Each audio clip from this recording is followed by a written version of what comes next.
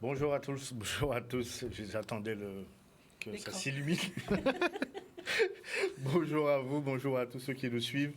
Les téléspectateurs de Canal 10, très heureux de vous retrouver comme chaque samedi avec nos chroniqueurs et nos invités. Nous allons aujourd'hui encore une fois aborder un sujet on va parler économie. Dans cette dynamique de culture business, on a bien expliqué le principe de cette émission.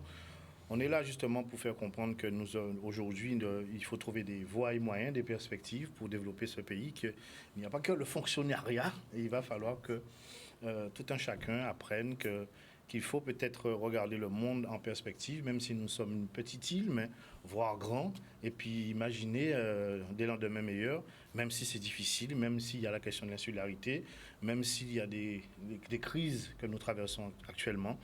Mais il y a des raisons d'espérer, il y a aussi des structures pour accompagner.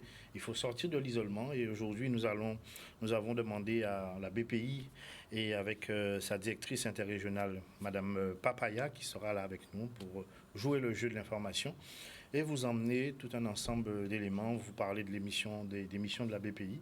Donc ça, on tient à lui dire merci et nous avons fait la même chose la semaine dernière avec la Chambre des métiers. Une très belle émission aussi. Très très belle émission. Ouais.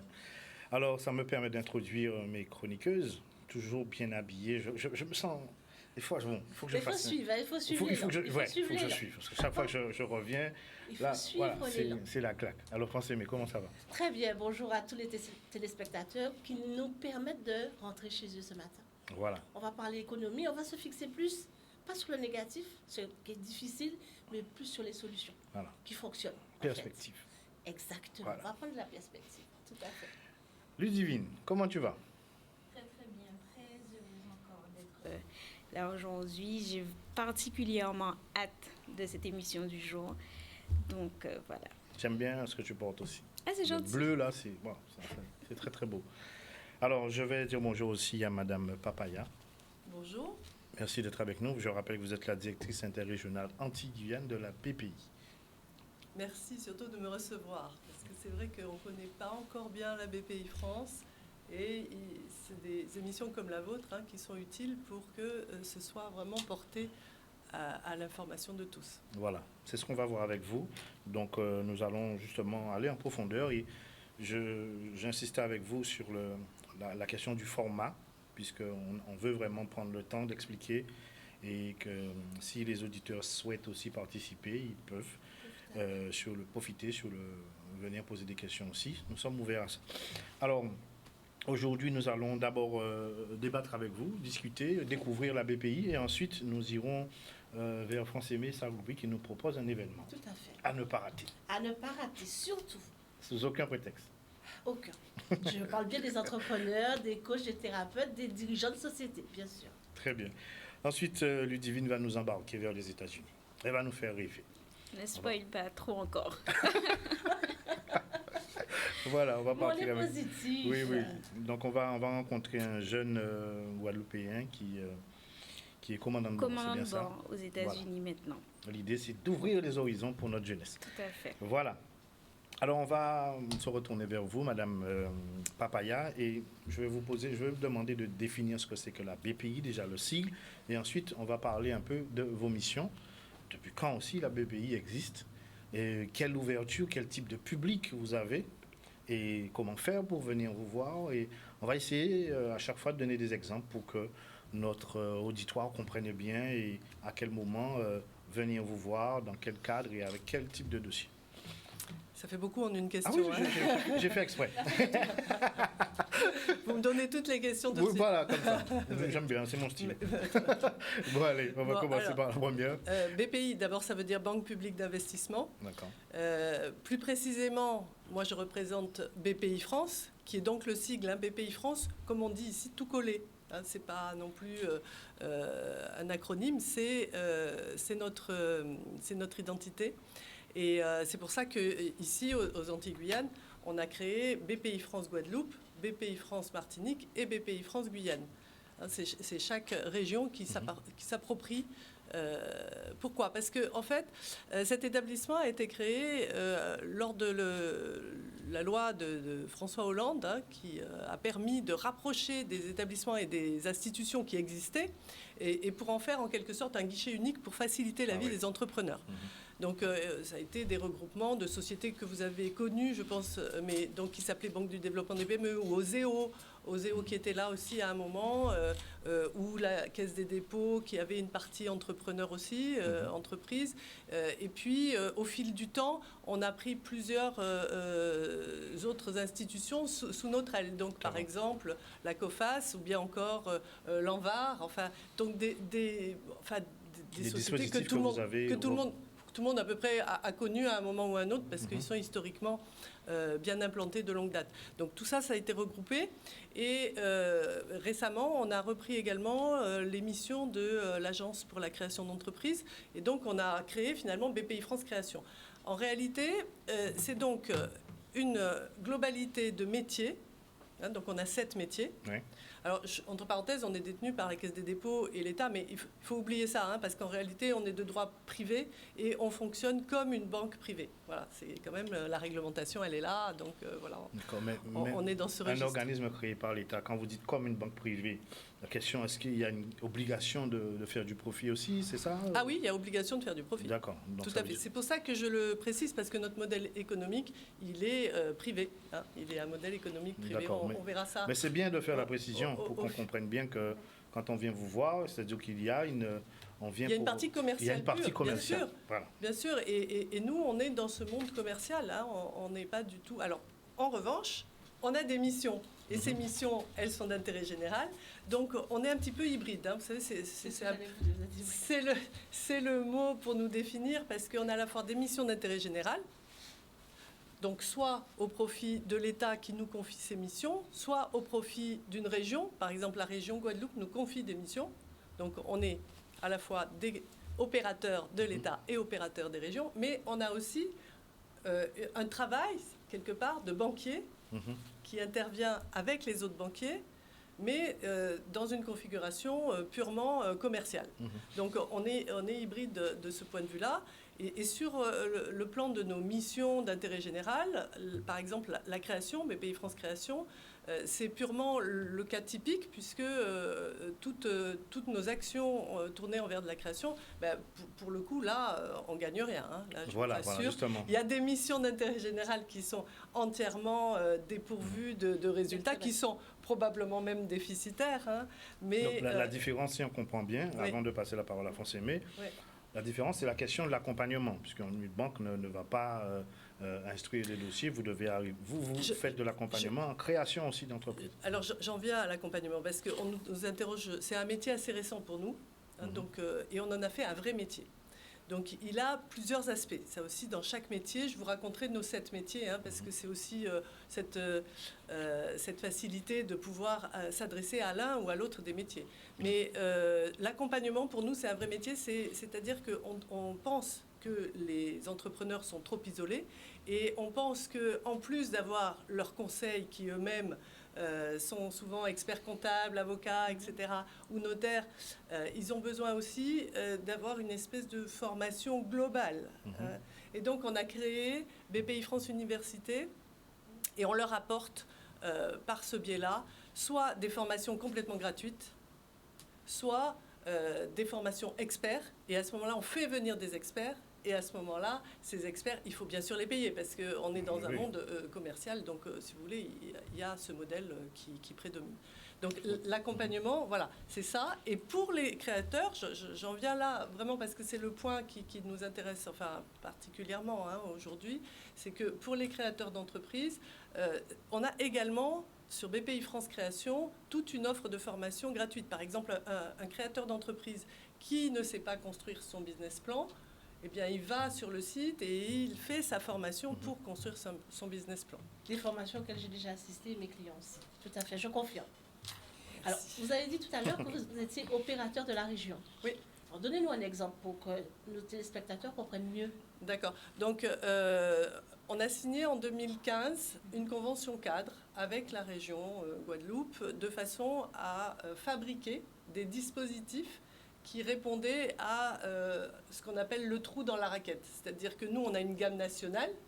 Cette gamme nationale, quelquefois, sur certains territoires, n'est pas suffisante. Et donc, la région nous a demandé de réfléchir sur des dispositifs qui seraient plus pertinents de pouvoir être distribués ici. Donc, ces dispositifs-là, on a démarré par le pré-croissance TPE. Ce pré-croissance TPE était vraiment orienté création d'entreprise. C'était les premiers fonds pour pouvoir faire ce qu'on appelle l'effet de levier, c'est-à-dire qu'avec 1 de fonds propres, 1 euro de fonds propres, vous avez 1 euro de financement. Hein, voilà. Donc ce dispositif-là a été consommé assez rapidement d'ailleurs. Plus récemment, la région en 2020 nous a confié une mission pour compléter le PGE. Compléter ou se substituer. Le PGE, vous pouvez préciser. Le prêt garanti par l'État qui a été largement diffusé, c'était une solution État et nous, on était porteurs de la garantie État. Et donc, ce prêt garanti par l'État était accordé par les banques. Donc, certaines banques ou dans certaines situations, il n'y avait pas de possibilité d'avoir ce prêt-là. Et donc, la région Guadeloupe nous a demandé de compléter par ce qu'on a appelé le prêt rebond. Voilà. Et ce prêt rebond, on l'a fait de 2 formes. Donc, soit en dessous de 50 000 euros, très rapide et entièrement digitalisé, aussi bien l'analyse que la réponse, que le contrat, que le décaissement, mais aussi les dossiers qu'on regarde au fil de leur arrivée, supérieurs à 50 000, qui demandent un peu plus d'ingénierie. D'accord. Pour ce prêt rebond, les critères au départ, est-ce que c'était des critères, je vais dire classiques, c'est-à-dire la situation fiscale, sociale, etc. Quels étaient les critères? Alors, la situation fiscale et sociale, pour avoir un prêt chez BPI France ou une garantie chez BPI France, il faut être à jour de ses dettes fiscales et sociales. Ça, voilà. On est clair dessus. On est clair dessus. Okay. Mais ça marche aussi si vous avez un moratoire. Bien sûr. Hein, donc le moratoire fait que vous êtes éligible à nos dispositifs. Les autres critères, c'est d'avoir la capacité quand même de rebondir. Parce que, si vous voulez, dans les rebonds, il y a les rebonds qui servent juste à faire 3 mois et à fermer la boutique. Et il y a les rebonds qui servent vraiment à rebondir. Donc ça, c'est nos analystes qui ont ce travail-là à faire. Voilà, mais si vous avez envie d'avoir des perspectives, en réalité, vous mettez en place un plan d'action. Donc, les dirigeants qui s'adressent à nous et qui ont envie d'un rebond, je veux dire, ça n'a pas de sens de prendre une dette pour fermer boutique et la laisser, et laisser tout choir et puis partir, quoi. Voilà, le rebond, c'est fait pour avoir confiance en l'avenir. Vous avez confiance en l'avenir, vous prenez un rebond. Vous n'avez pas confiance et vous voulez prendre une autre direction, prenez pas de rebond, ça sert à rien. Hein. On n'est pas là pour fermer. Alors, c'est pas un outil pour ça, quoi. Hein. On a parlé de multiples dispositifs. Les chefs d'entreprise, malgré tout, en Guadeloupe, on va parler cash, hein, d'accord. Les chefs d'entreprise en Guadeloupe se disent malgré tout submergés, se disent loin des dispositifs, puisque des fois les dispositifs sont trop complexes. On a discuté aussi de l'AFD, des solutions. Mais je me rappelle à l'époque. C'était très très compliqué de monter un dossier. Donc nous avons beaucoup de nos chefs d'entreprise qui sont des personnes qui sont arrivées au monde de l'entrepreneuriat à la suite des périodes de chômage. Beaucoup d'entre eux ne sont pas des chefs d'entreprise qui ont rêvé d'être chefs d'entreprise. Et donc ils ont plongé dans cette aventure-là pour pallier à des difficultés parce qu'ils avaient un savoir-faire et voilà. Donc ce qui fait que la nécessité de l'accompagnement est très prégnante sur nos territoires. Puisque, et c'est pour ça qu'on voit aussi, c'est pour ça que des gens comme France Aimé sont là, au contact, pour accompagner, coacher même. Et c'est pour ça que nous aussi, nous enclenchons cette dynamique avec Culture Business pour accompagner encore plus sur les compréhensions des dispositifs. Vous faites de l'accompagnement aussi, avec la Chambre des métiers en fait, la CCI en fait. Est-ce qu'il n'y a pas trop de dispositifs et qui accompagnent et où on a l'impression que le chef d'entreprise aujourd'hui ne sait pas vers qui se retourner? Et quand on analyse, on fait des enquêtes, on se rend compte que la problématique est toujours là, ils se sentent encore seuls. j'aimerais vous entendre sur cette question. Alors plusieurs choses. Déjà, je vais passer un petit peu de temps sur l'historique. Comment ça s'est fait ici. On était représenté par l'AFD. Ça veut dire qu'à un moment, on n'était pas présent et donc on leur a confié cette mission-là. Et donc c'est l'AFD qui portait le sigle de BPI France pendant un certain temps.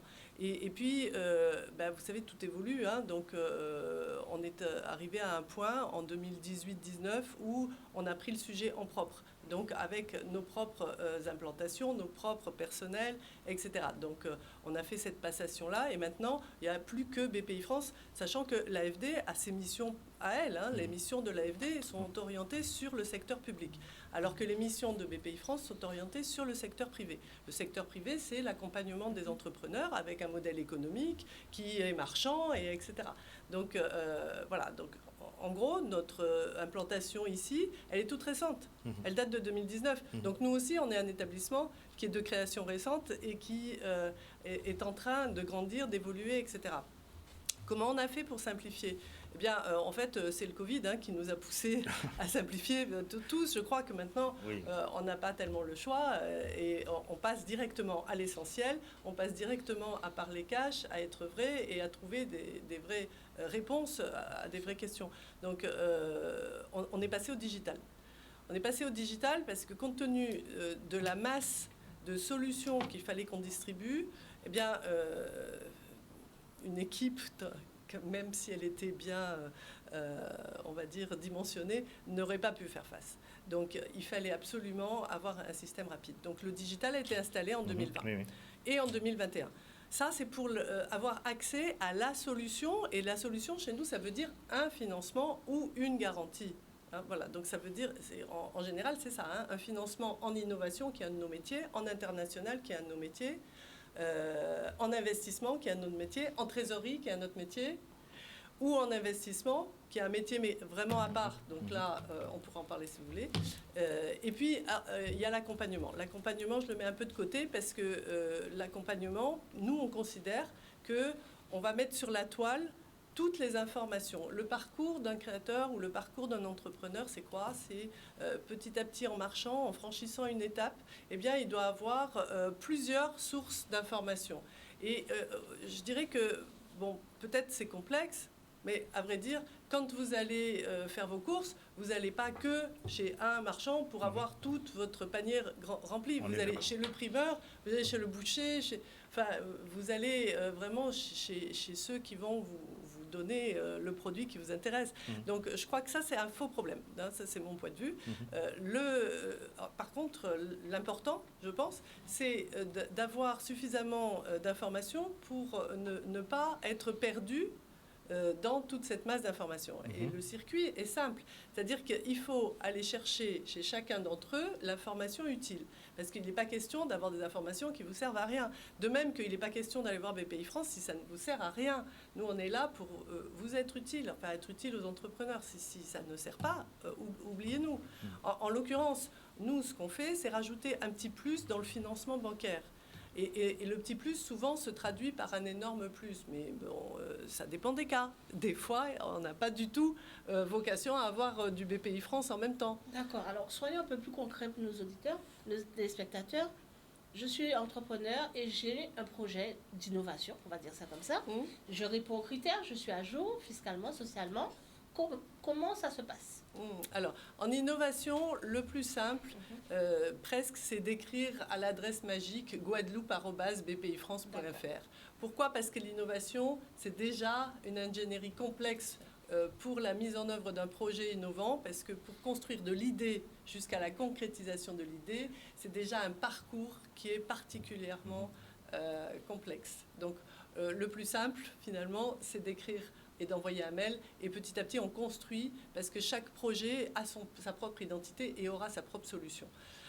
Après, vous savez, il y a un écosystème ici de l'innovation qui existe. Donc, en général, rapidement, le porteur d'un projet innovant, il sait aller contacter toutes les sources d'informations pour avoir vraiment le bon niveau. Pour un dossier, enfin, en général, je partage pas tout à fait votre avis, vous permettez, parce que franchement, moi je suis sur le terrain avec eux depuis 18 années, je peux vous dire qu'ils n'ont pas l'information.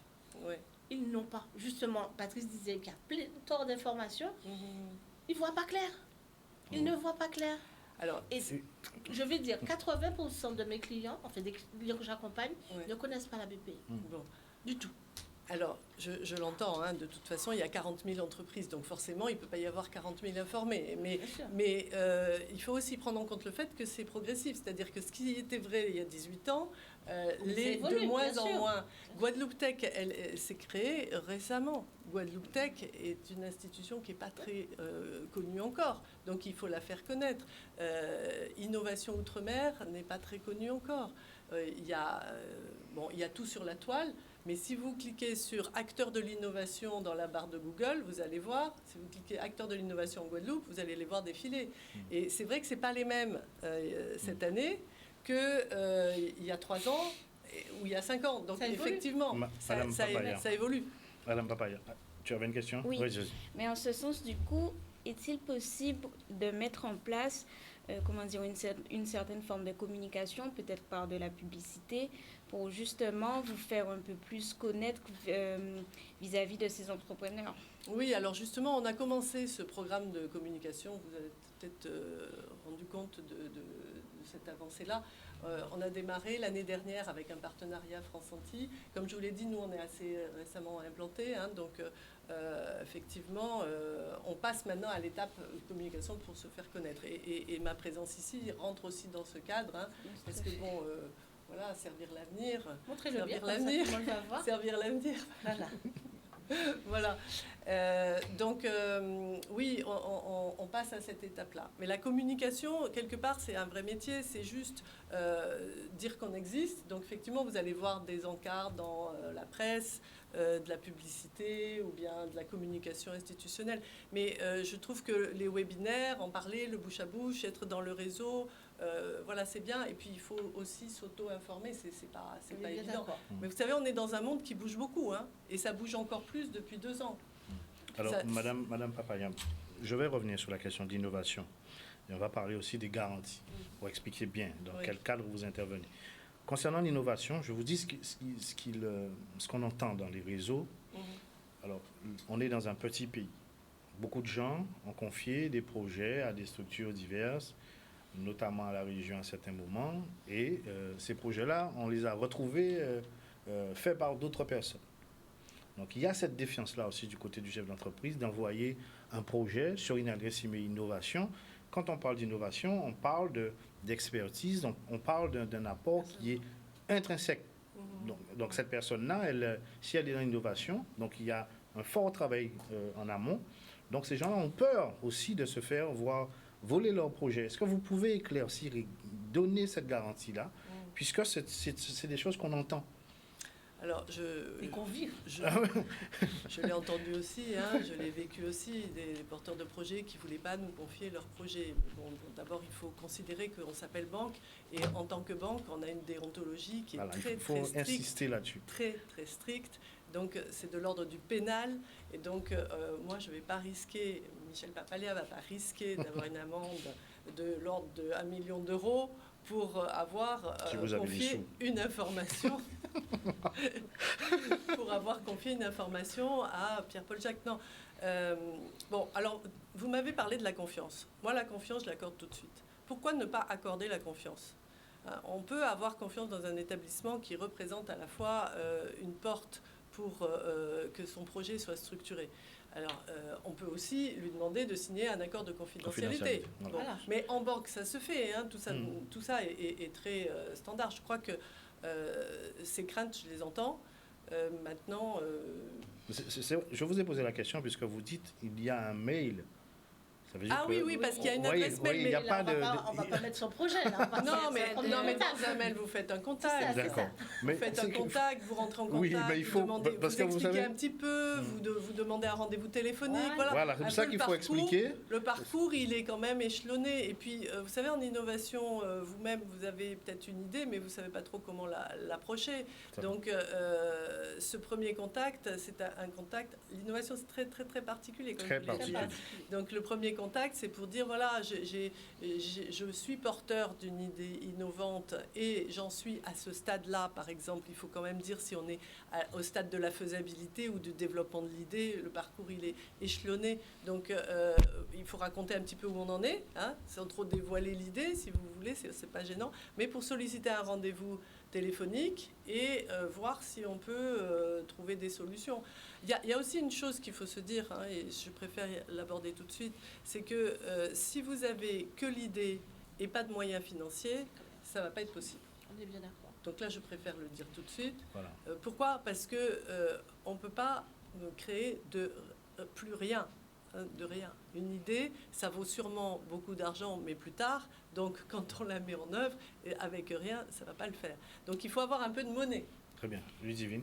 Du coup, ça m'amène à ma prochaine question. Dans le cadre d'un jeune qui voudrait entreprendre, un jeune qui n'aurait pas forcément justement des moyens à disposition, est-ce que vous faites, je ne sais pas, un certain accompagnement peut-être pour monter un dossier via la banque? Est-ce que peut-être vous vous portez garant même? Comment cela se passe-t-il? Alors, là, c'est lorsqu'on est sur une start-up en création et qu'il y a un projet innovant.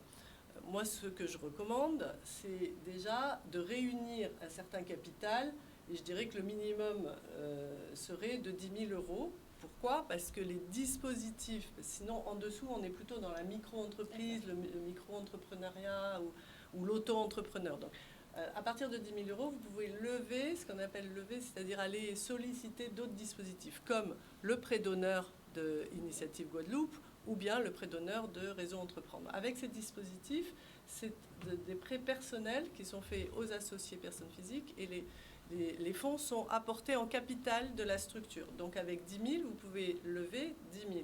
Et si, vous avez un projet qui vraiment passe toutes les étapes et arrive à être sélectionné par Initiative ou Réseau Entreprendre, vous pouvez aussi obtenir le prêt d'honneur de BPI France, qu'on leur a donné à mettre en place. On a signé l'année dernière pour ça.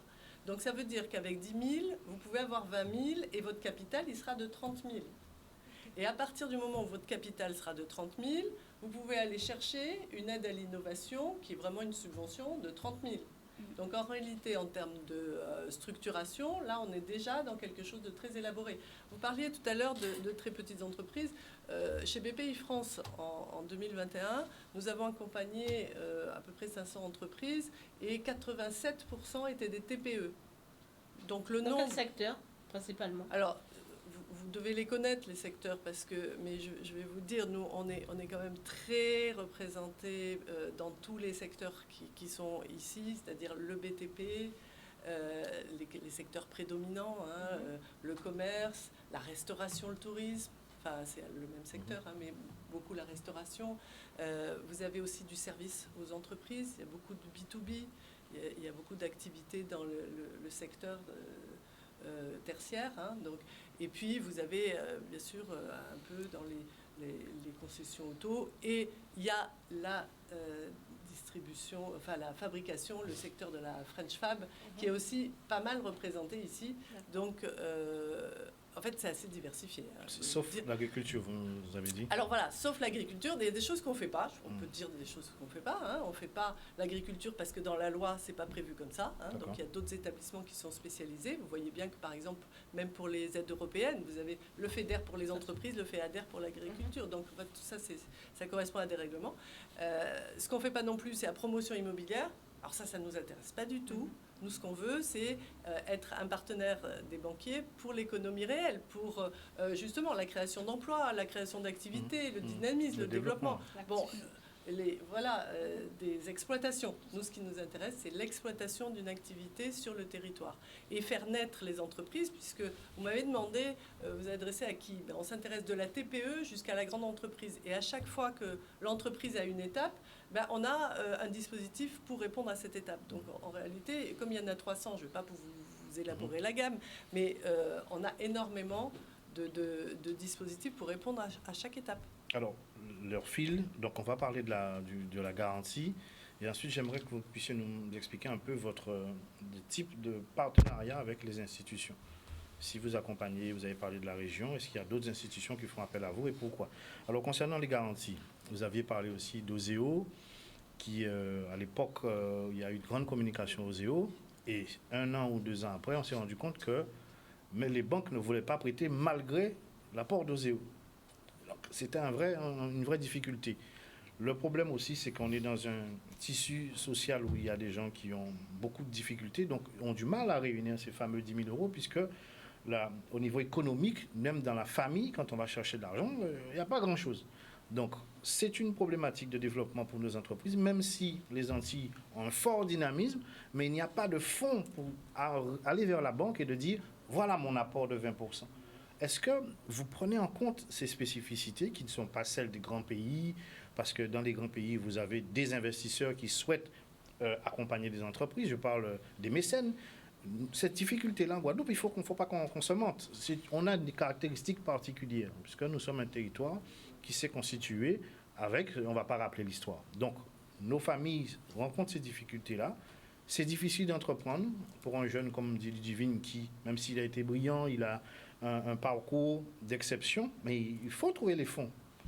Où va-t-il trouver les fonds? Et donc, vous, dans cette dynamique de garantie, expliquez-nous la déclinaison et comment vous, si vous avez une réflexion par rapport à cette problématique particulière que je viens de soulever.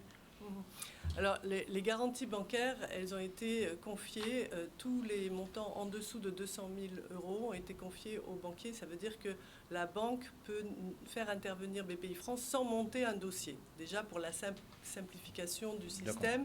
Vous avez parlé des garanties qui étaient avant portées par Oseo. Je pense qu'à l'époque, il y avait même un fonds de garantie outre-mer.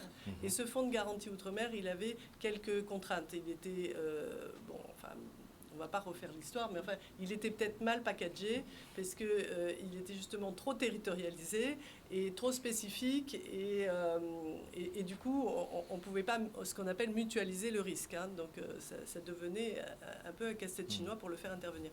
Donc, on a arrêté ça. Maintenant, ce sont des garanties nationales. Et encore plus, pour les diffuser largement, on a confié ces garanties nationales qui sont sans limite, parce que le fonds de garantie était limité en montant. Hein.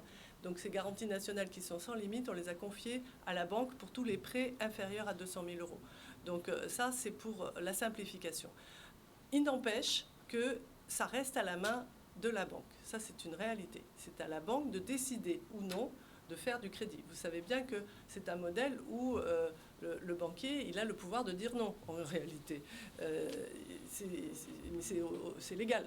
Nulle part dans un autre métier, vous pouvez refuser. Au départ, parce que... Nulle part dans un autre métier, vous pouvez refuser de vendre. Hein, donc, mais c'est comme ça. Et donc, on fait avec. Pour avoir l'accès au crédit bancaire, parce que c'est presque ça votre question, c'est le crédit bancaire. Et le crédit bancaire, il faut effectivement convaincre le banquier. Bon, déjà, il faut être convaincu soi-même. Ça, c'est une première chose très importante.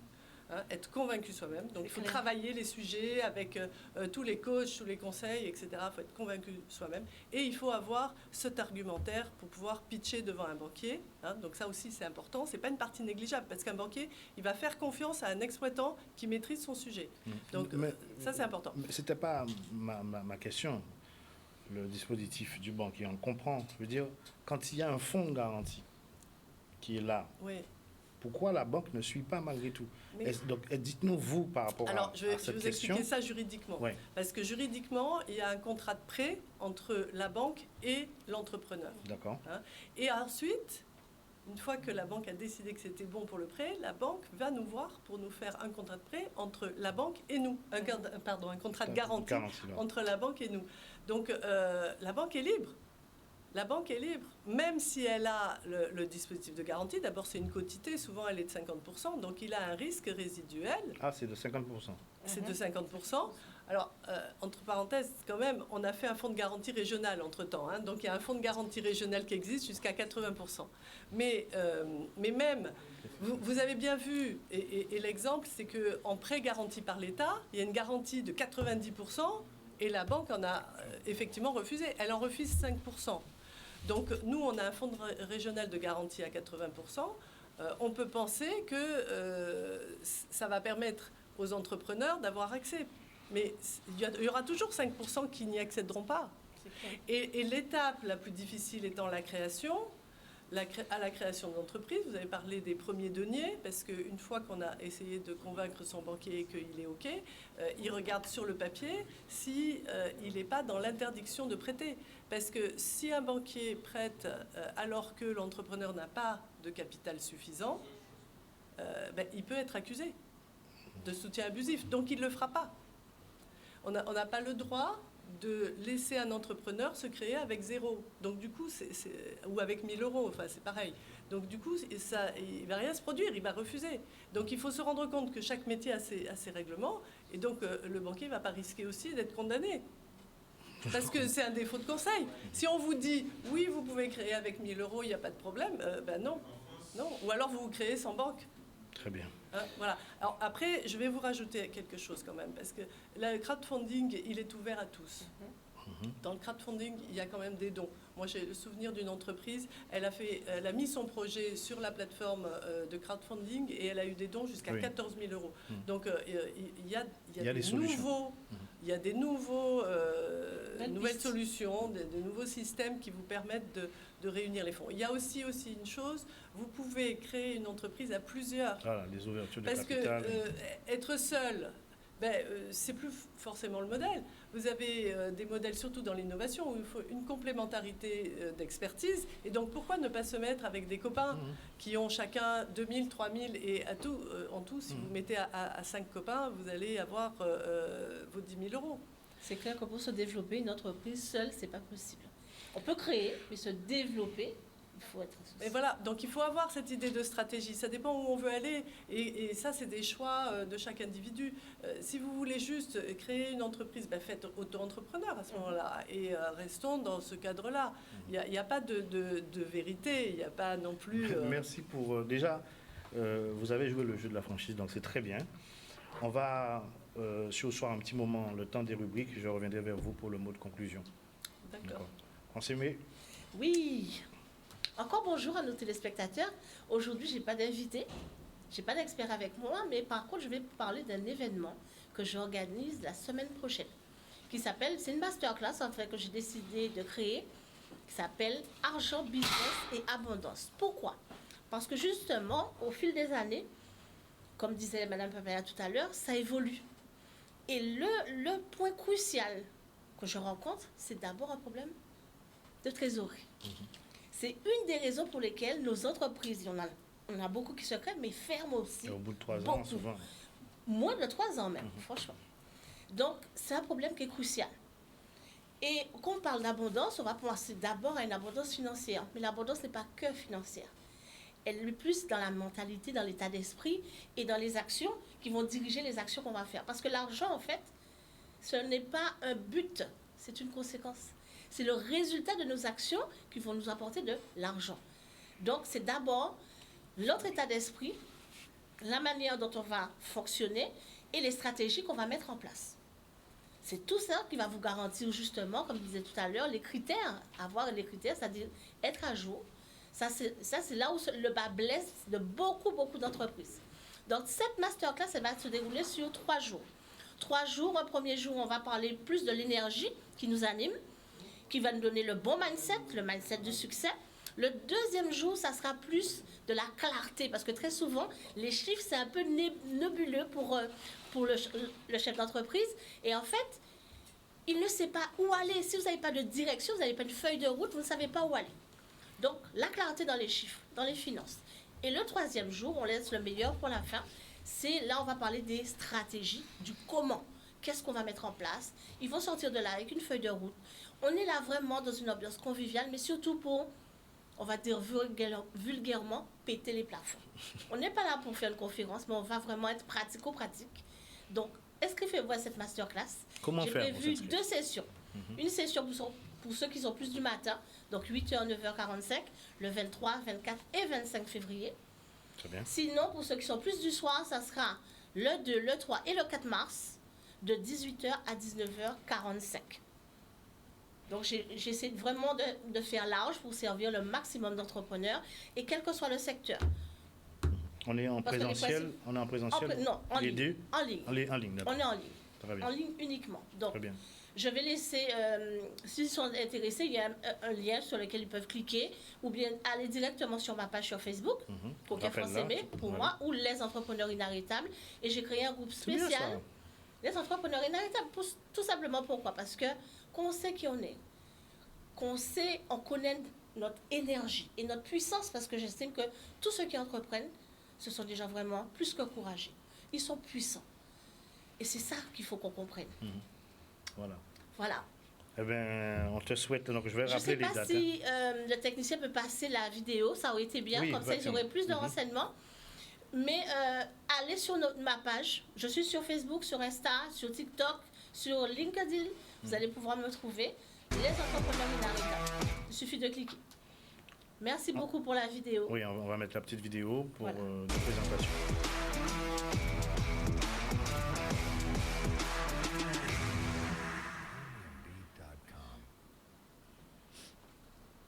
Voilà.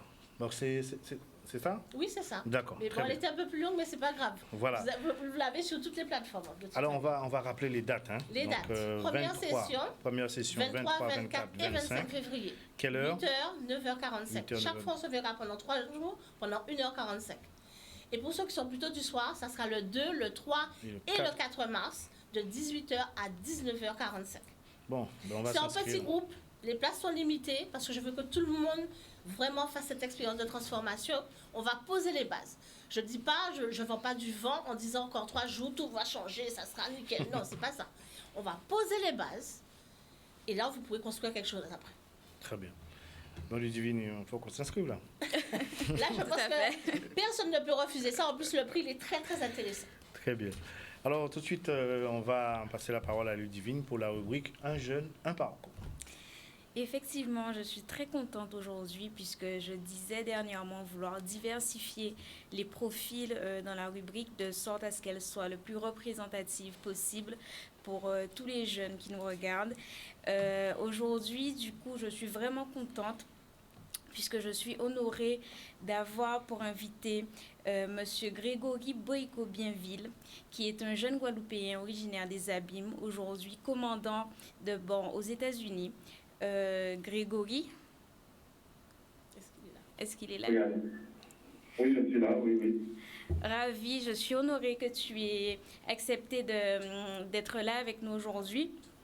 En janvier, donc, tu es monté en grade pour passer commandant de bord. La première question qui me vient à l'esprit est comment en es-tu arrivé là? D'accord, alors bonjour Ludivine, bonjour la Guadeloupe. Bonjour. Alors je vous remercie d'abord pour l'invitation et à partager mon expérience. Donc en fait, je suis un jeune Guadeloupéen, comme tu disais, j'ai commencé à... Je faisais des écoles à Boiripo, je suis passé par Providence. Ensuite après, je suis un peu parti... comme je savais que je voulais devenir pilote, je savais que l'anglais était assez important. Je me suis un peu expatrié pendant une année à Trinidad et Tobago. Et puis, je suis après parti en France et j'ai fait des études en France. Et en parallèle, j'ai fait des études aux États-Unis. Et puis, de fil en aiguille, j'ai eu des licences européennes et américaines. Et j'ai eu des opportunités aux États-Unis. Je les ai saisies et... je suis devenu instructeur, j'étais instructeur de vol dans une école à Miami. Et puis j'ai un peu fait mon expérience, j'ai accumulé des heures de vol. Et puis j'ai eu la chance d'entrer dans la compagnie dans laquelle je suis actuellement, qui s'appelle Republic Airlines. Et puis depuis, comme tu disais, depuis 2 mois, je suis commandant de bord. Mais du coup, j'aimerais un peu revenir pour les jeunes qui nous regardent sur ton parcours scolaire.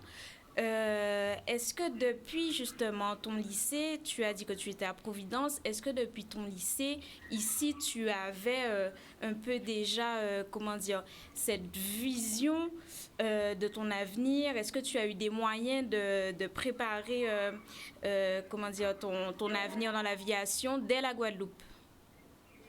Alors oui, en fait, on était un petit groupe depuis...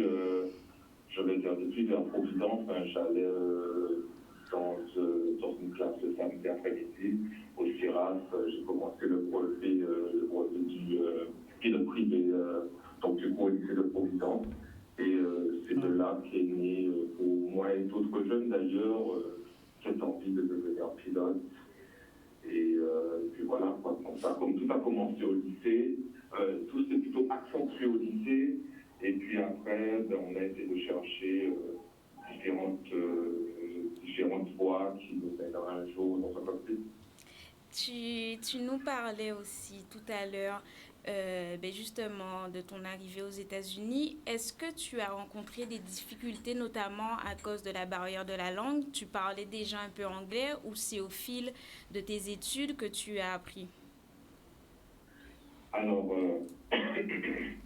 alors du coup, pour l'anglais, je savais que c'était important parce que c'est la langue utilisée en aéronautique, c'est l'anglais, c'est la langue peu importe dans le pays où on va, pour se comprendre, on parle l'anglais. Donc, est-ce que je parlais déjà bien l'anglais? Pas vraiment.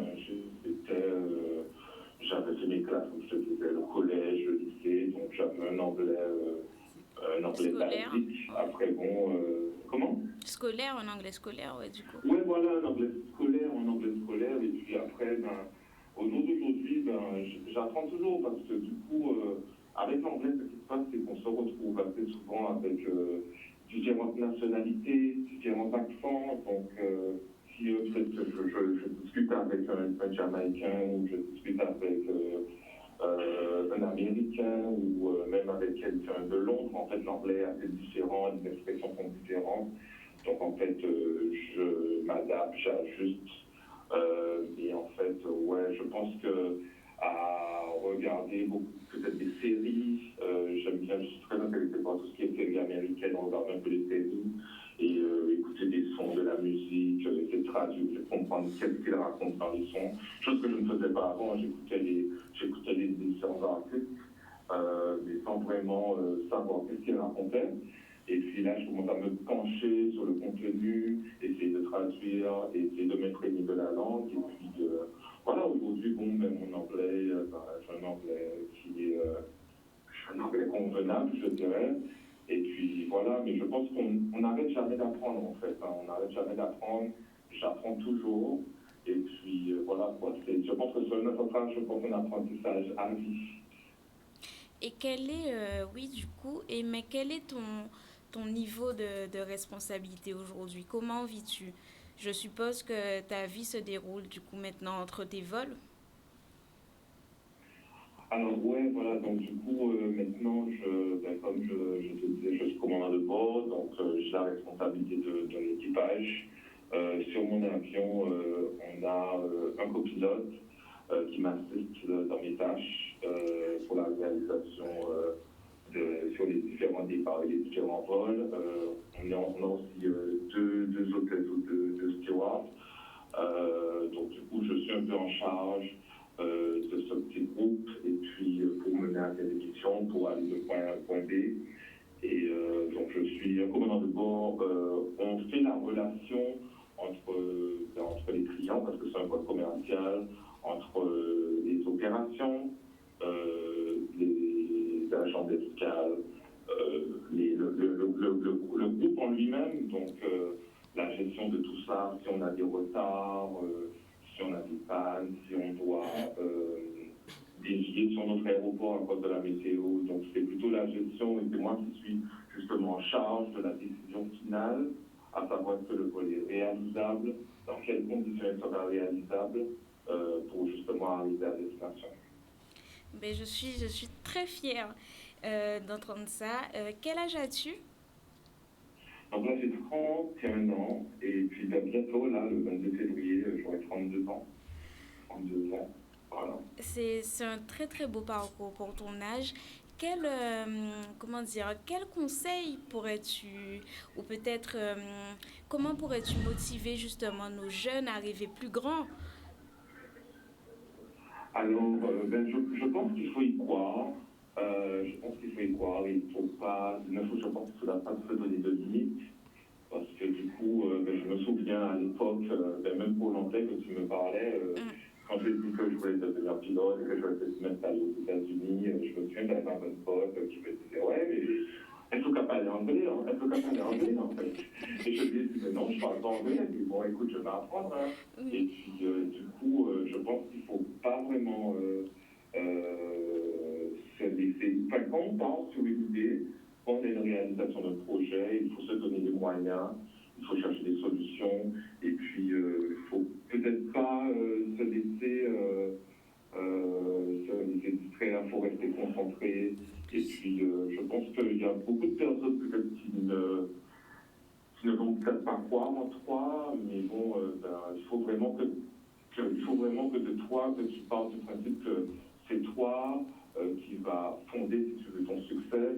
Donc il faut que déjà ça parte de toi et que tu sois déjà déterminé dans ta tête à réussir. Et puis après, ton succès, les autres le verront. Mais je pense qu'il faut déjà, peu importe dans le domaine dans lequel on se lance, il faut vraiment que de toi-même, que tu sois vraiment disposé à réussir et que tu te donnes les moyens. Et après, ça viendra de fil en aiguille. Après, bien sûr, il y aura des échecs. Hein. Je ne dirais jamais que je n'ai pas eu d'échecs. J'ai eu beaucoup d'échecs. Mais bon, écoute, je me suis relevé de tous ces échecs et puis j'ai continué, j'ai cherché des solutions pour justement arriver là où j'en suis aujourd'hui. C'est un très beau témoignage. Franchement, je suis très très fière d'entendre ça. Je te pose une dernière question et je te remercierai ensuite de ta présence. Du coup, quel est justement, est-ce que tu as fini par t'adapter aujourd'hui aux États-Unis? Tu vis à Miami, si je ne me trompe pas. Tu reviens en Guadeloupe de temps en temps? Pas du tout. Alors oui, je me suis adapté aux États-Unis. Alors aux États-Unis, il y a beaucoup de différentes nationalités, et surtout à Miami, donc je ne me sens pas perdu, on est tous là, on est ensemble, on vient tous d'horizons un peu différentes. Donc du coup, je suis très ouvert à différentes cultures, je découvre beaucoup de choses ici. Après, je reviens souvent en Guadeloupe, hein, je reviens souvent pour le carnaval d'ailleurs. J'étais revenu la dernière fois que j'étais en Guadeloupe, c'était en janvier, donc j'essaie de revenir au moins une fois par mois. Donc voilà, comme je suis sur différents projets, je me concentre un peu, mais bon, je reste très attaché à la Guadeloupe parce que ma mère, mon père, mon frère, j'ai toujours des oncles et tantes là-bas, donc du coup voilà, donc je redescends un peu souvent. Et puis la culture ici, elle est, on a déjà, enfin, en Guadeloupe, on est très orienté vers les États-Unis, donc du coup, comme on est à, je pense qu'on est à 2 heures, je suis à 2h30 de vol de Pointe-à-Pitre, donc du coup, on a un peu cette culture un peu américaine, guadeloupéenne, française. Donc du coup, je pense que je me suis très bien adapté et puis ça se passe très bien. Et il y a beaucoup d'opportunités, surtout pour les Noirs, parce que bon, bien sûr, je suis noir, donc du coup, c'est un peu différent de la France. Et oui, je me sens bien. Et puis comme je suis tout près, hein, je peux descendre pour la Noël, le carnaval, Pâques, les différentes fêtes qu'il y a. Je descends souvent en Guadeloupe, donc du coup voilà, mais franchement l'adaptation s'est super bien passée, et puis je reste connecté à la Guadeloupe, ça c'est sûr. Tu as donc le soutien de ta famille et de tes proches ici, malgré le fait que tu ne vives plus là. Tu peux reprendre la question? Tu as donc le soutien de ta famille et de tes proches en Guadeloupe, malgré le fait que tu ne vives plus là. Ah oui, j'ai toujours le soutien de mes parents, hein. C'est important surtout qu'on peut réussir, c'est important d'avoir un socle et des gens qui nous soutiennent parce que justement, il y a cette espèce d'isolement qu'on part en France, aux États-Unis, en Chine, peu importe où on va, on est un peu déconnecté et du coup, avec tous les réseaux sociaux, j'appelle mes parents souvent tous les jours d'ailleurs. Et puis, ils me soutiennent, surtout que, hier, par exemple, j'ai chez ma mère, j'étais là, je suis de retour à Miami, mais hier, j'étais à New York, je suis appelé, il faisait super froid, et puis elle m'encourageait, elle me disait que c'était parce que bien sûr, le froid et moi, ça fait deux.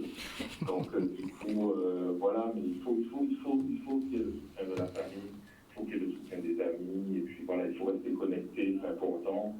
Et donc c'est pour ça que justement, j'apprécie vraiment l'entretien que j'ai avec toi en ce moment, parce que du coup, c'est sympa de rester connecté à la Guadeloupe, parce que c'est ma terre natale, et puis c'est la Guadeloupe qui a de mon cœur, quoi. Donc voilà, je pense que je serai connecté à vie à la Guadeloupe.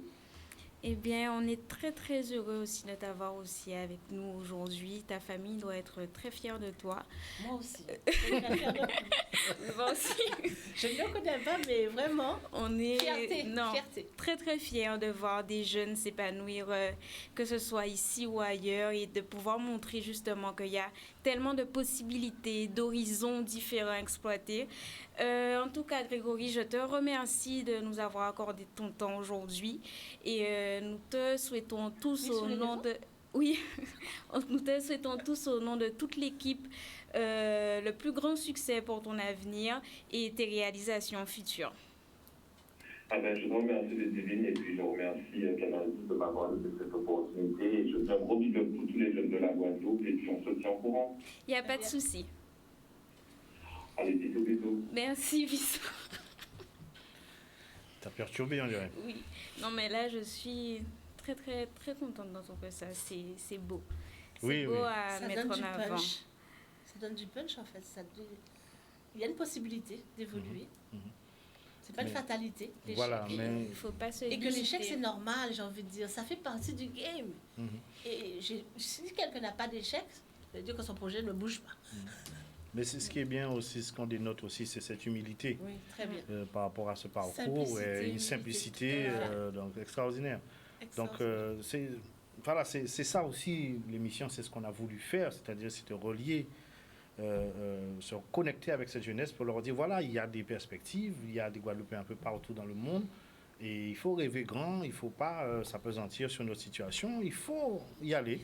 Les possibilités sont là, comme tu disais, l'échec fait partie de la vie de l'entrepreneur. C'est ce qui grandit. Ah oui, ça Madame fait Papaya, grandir. si vous voulez réagir. Oui, tout à fait, parce que c'est ce qu'on ressent aussi, nous, chez BPI France, dans nos missions, c'est-à-dire que c'est la simplicité, la proximité et l'optimisme, parce que c'est très important d'être toujours positif, et quel que soit l'événement que vous croisez, il faut toujours rester positif et voir loin, voir l'avenir. Et puis peut-être aussi, je reviens sur ce que Grégory a dit, que je trouve très important, y croire. Parce que c'est vrai, il faut rêver et il faut croire que c'est possible, quoi. Ça, c'est Croire en très ces important. possibilités, même quand l'entourage même vous dit que c'est pas même possible. quand rien ne laisse penser que ça va le faire, eh bien oui, si vous avez cette conviction, ça c'est très très important. C'est vraiment quelque chose qui va vous faire vous dépasser. Nous, on a beaucoup communiqué sur ce type d'éléments de langage, et en réalité, c'est pourquoi, parce qu'on veut insuffler aussi ça, cet optimisme.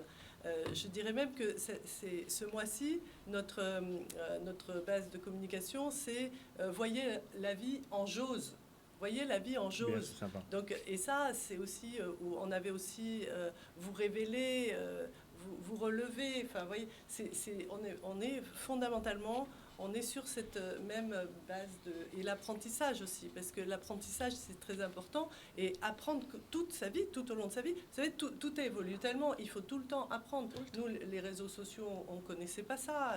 Il y a une quinzaine d'années, personne ne savait que ça allait. Et pourtant, c'est porteur, c'est comme ça. Des fois, je suis contactée sur les réseaux sociaux pour me dire, ben voilà, moi j'ai un projet. Alors je donne l'adresse mail et puis après on continue par ailleurs. Mais le monde, il s'est ouvert, c'est énormément de possibilités. Donc, et ça, c'est une réalité. C'est une réalité qui donne aussi confiance en l'avenir. Il ne faut pas non plus voir que les aspects Que les aspects, même si on nous Et fait... négatif.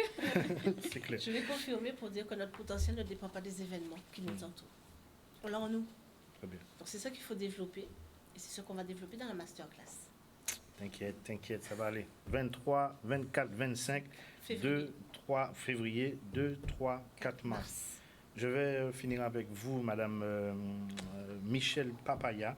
Je voulais vous demander juste une question par rapport aux EPCI. On n'en a pas parlé rapidement. Est-ce que si les EPCI, aujourd'hui, la Guadeloupe est divisée en plusieurs pôles, qui sont des pôles qui, avec une compétence, puisqu'ils ont la compétence développement économique, l'accompagnement des entreprises, toutes ces questions-là, ça, sur un territoire donné. Est-ce que vous êtes en relation avec les EPCI? Est-ce qu'il y a des dynamiques, il y a des partenariats qui sont mis en place pour faire du développement, puisque vous avez dit être en relation déjà avec la région? Alors, les EPCI sont venus à moi pour trouver un petit peu un dynamisme localement et puis peut-être animer et faire des webinaires, etc. Mais on n'a pas de convention spécifique. D'accord. On le fait parce que, voilà, on le fait d'ailleurs avec C'était une demande d'information, il n'y a pas vraiment tous ceux de... qui nous demandent d'intervenir pour animer une session, une formation, une information ou de participer pour dire qui on est ou très spécifique sur un dispositif particulier, il n'y a aucun problème, on y va. Par contre, c'est vrai qu'au niveau des conventions, on n'a pas besoin de conventions pour travailler, mais on ne fabrique pas de dispositif pour un EPCI.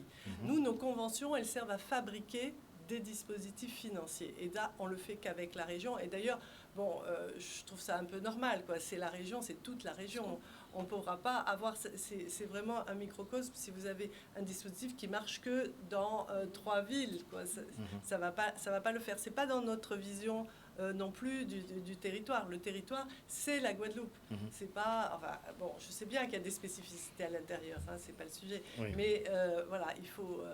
par contre, on essaye de comprendre le besoin de ces opérateurs-là, et puis on essaye aussi de leur trouver des solutions pour les entrepreneurs qui y résident. Est-ce qu'il n'y a pas une solution dans la relocalisation des dynamismes, au lieu de penser à chaque fois, à une certaine époque, on a beaucoup pensé global. Et on a vu les conséquences, puisqu'on n'est pas tous les mêmes. Je prends l'exemple de Marie-Galante, qui a des spécificités à Marie-Galante. La communauté d'agglomération de Marie-Galante n'a pas les mêmes problématiques que celle du Nord Grande Terre. Est-ce qu'il n'y a pas une réflexion à avoir sur une pensée pour le développement, mais dans cette relocalisation? Oui, mais vous avez aussi un travers, c'est le fait de réduire les facultés quelque part à juste un territoire. Imaginez que les entrepreneurs de Marie-Galante aient une problématique, mais figurez-vous que cette problématique des entrepreneurs de Marie-Galante, elle se retrouve aussi dans certains territoires de Guadeloupe. Donc en fait, l'isolement, et pourquoi pas dans d'autres On est d'accord, on est d'accord. et pourquoi pas la problématique des Saintes. Donc si vous voulez, c'est complexe. Déjà, on va dire, c'est une activité complexe que de trouver des solutions financières, hein, concrètes. Donc, moi, je pense que, au contraire, c'est de travailler ensemble qui fait, autour d'un projet commun, qui fait que, justement, le dispositif, sans oublier telle ou telle particularité, mais tous ensemble, pour fabriquer ensemble un dispositif qui pourrait correspondre à tous les besoins de toutes ces spécificités-là. Mais travailler ensemble, c'est très important. Coopérer ensemble, et je trouve que rester entre soi, pour moi, hein, ce n'est pas la bonne solution. Et pour le territoire, je ne suis pas certaine que ce soit la bonne solution. Il vaut mieux se tenir la main pour avancer ensemble vers un projet commun, plutôt que de se un peu recroqueviller sur sa propre problématique avec ses envies, ses besoins, et voilà. Et moi, je pense qu'il faut s'ouvrir. On peut se remettre ensemble pour se renforcer, aller vers les autres aussi.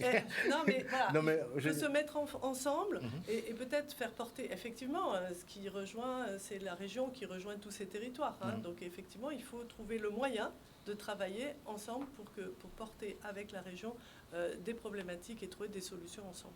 Très bien. Ben, on arrive au terme de cette émission. Je vous ai trouvé très... Comment dire ça? Avec beaucoup d'empathie, très humaine. Hein, merci. Non? Voilà. Non, je tenais à vous le dire. Ce qui manque parfois, hein, dans Voilà. le banque. Voilà. Donc, on est une banque différente aussi. Hein, voilà, ça compte. Hein, vous savez. L'humain, c'est important, surtout dans l'entrepreneuriat. Oui. La base de l'entrepreneuriat, ce sont des hommes. voilà. C'est voilà. ça. Ben oui. C'est ça. Et en fait, on est une entreprise comme nos clients sont des entreprises. Donc, on a cette façon de vivre, de s'adapter, de répondre, de réagir et d'interagir. Donc, on sait bien qu'un projet, ben voilà, il faut plusieurs hommes et femmes qui interagissent entre elles. Et nous, on a cette spécificité aussi de faire le lien avec l'écosystème.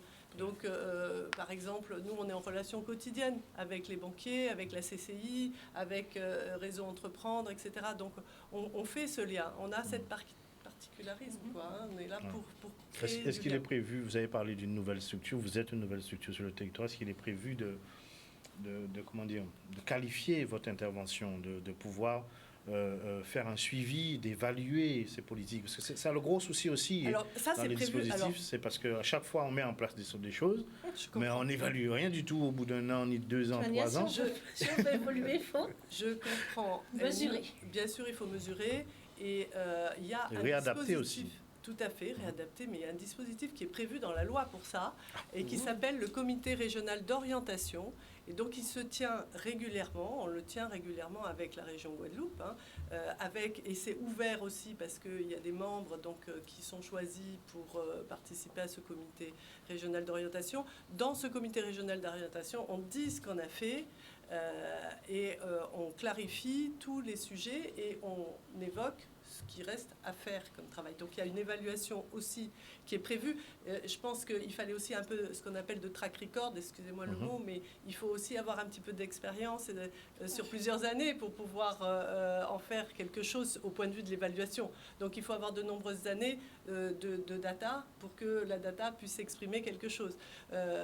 Et ça, c'est tout à fait prévu.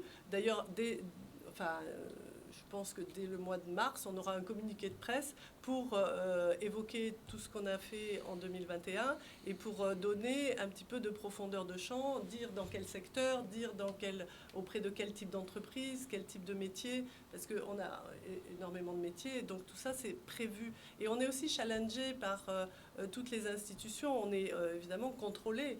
Donc on est un établissement, on met tout sur la table et on vous parle vrai, quoi. C'est peut-être ça aussi qui est important. On va devoir se laisser malheureusement. Je vais rappeler vos chiffres. toute bonne chose. 439 entreprises accompagnées, 182 millions d'euros de soutien, et 999 créateurs accompagnés. Est-ce que tu peux redonner l'adresse mail, s'il vous plaît? Alors l'adresse mail c'est guadeloupe@bpifrance.fr et également si vous voulez déposer un dossier, vous avez BPI France en ligne et on a ouvert BPI France en ligne pour que tous les entrepreneurs se créent un compte. Voilà. Et puis déposent leur dossier. Très bien, merci à vous, merci pour cette belle émission. Ludivine, merci, bien joué, franchement. À la semaine prochaine. On s'est mis bon courage et beaucoup de plaisir dans cette belle aventure. C'est toujours avec plaisir. Moi, je ne peux pas faire sans plaisir, voilà, tu le sais. Ça se sent. Donc, moi, c'est d'abord le plaisir. On va saluer aussi Brigitte qui nous regarde. Oui, notre chère Brigitte, à très bientôt. J'espère que la semaine prochaine, elle sera avec nous. J'espère. Une chroniqueuse aussi qui est avec nous, mais qui est malheureusement... Elle est souffrante, donc on l'attend. Voilà. Bon. Merci. Eh ben, merci à Bonne vous. continuation. Merci bien. Allez, J'étais ravie. Voilà. Merci aux techniciens, Foss. Et puis vous qui nous accueillez. Bon appétit. Et nous avons notre Facebook Culture Business, nous avons le Facebook de Canal 10. Laissez-nous des commentaires. Nous avons l'adresse mail culturebusinesscanal10@gmail.com. Allez, salut. Bon appétit à vous.